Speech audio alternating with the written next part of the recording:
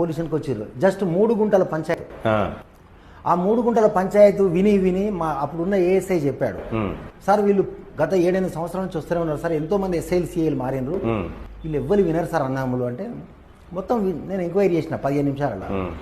వాళ్ళ విననీయకపోవడానికి కారణం పెద్ద మనుషులు ఆ గ్రామంలో. వాని తరఫున నలుగురు, వీని తరఫున నలుగురు ఉంటారు పాపం. వాళ్ళు వింటాను, వీళ్ళు విననీయరు. ఎందుకంటే డిపాజిట్లన్నీ వీళ్ళ దగ్గరనే ఉంటాయి. పంచాయతీ కూర్చున్నప్పుడల్లా 10,000 రూపాయలు తాగుడు పెద్ద మనుషులు ఇదే పని నడుతా ఉన్నది. అందుకోసమని అది విన్న తర్వాత ఈ పెద్ద మనుషులు ఎల్లగొట్టినా, మన పెద్ద మనుషులు కూడా ఏం అనలేం కదా, అది లేకపోతే ఏంటంటే ఈ పెద్ద మనుషులు కూడా కొడతా అంటే ఎస్ఐ అంటారు. వీళ్ళిద్దరు అన్నమని బాగా కొట్టినా, ఇది కొట్టినా ఇప్పుడు కొట్టి తీసి లాకప్ లేసిన.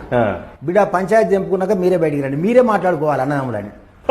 వాళ్ళిద్దరు ఒకరి మీద ఒకరు ఏడిసి నువ్వు నేను కలిసి ఒక తల్లి పాలు చీకినాం కాదురా, మనం మంది మాట వెళ్ళినవరా అని బయటకు వచ్చి మా గన్మని చెప్పిండు, సరే వాళ్ళు కలిసి ఉంటారట అంటే బయటికి తీసినాం. వాళ్ళన్న మాట ఇప్పటికీ నాకు గుర్తుంది. ఈ తన్నుడేదో 8 ఏళ్ల కింద అప్పుడున్న ఎస్ఐ అంతే, మాకు 10 లక్షలు మిగులు సార్ అన్నాడు. అంటే ఒక్కొక్కరిని 3 లక్షల రూపాయలు ఈ ఓన్లీ డిపాజిట్లకు, ఈ ఖర్చులకు, అందరి పోలీస్ అధికారులకు అందరికి ఖర్చు అయినాయని చెప్పారు. అసలు మొత్తం 3 గుంటలంతా కూడా వాళ్ళు పెట్టిన ఖర్చు అన్ని పైసలు రాదు. ఇగో ఇలాంటి సమస్యలు ఉన్నప్పుడే ఎందుకు ఇవన్నీ విన్నాకనే ఎవరికైనా ఒక నమ్మకం ఉంటుంది పేదవాడికి. 4 విజ్ఞామాసి ఆడికి పోతే పని అయిపోద్ది అంటే వస్తారు. ఇవాళ మన తెలంగాణ సమాజంలో పెద్ద మనుషులు అనే వ్యక్తులది తెలియని అదొక మాఫియా. ఎట్లయితే గ్రామాలలో ఇసుక మాఫియా ఎట్లుందో, మిగతా మాఫియాలు ఎట్లున్నాయో ఇదొక మాఫియా లాగానే.